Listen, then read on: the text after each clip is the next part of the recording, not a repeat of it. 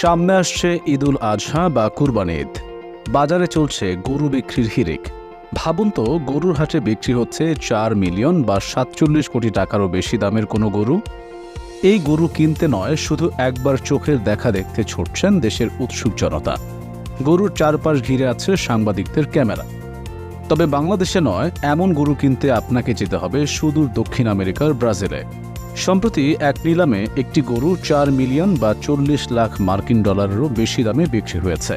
টাকার হিসাবে যা 47 কোটি টাকারও বেশি। গরুটির নাম ভিয়াতিনা 19 FIV মারা মুভিস। এর দেহ দানবাকৃতির, গায়ের রং তুষারের মতো সাদা। গিনেস ওয়ার্ল্ড রেকর্ডের তথ্য মতে এ পর্যন্ত নিলামে বিক্রি হওয়া সবচেয়ে বেশি দামের গরু ভিয়াতিনা 19। গরুটির ওজন 1100 কেজি, অর্থাৎ 2400 পাউন্ডেরও বেশি। গরুটির ওজন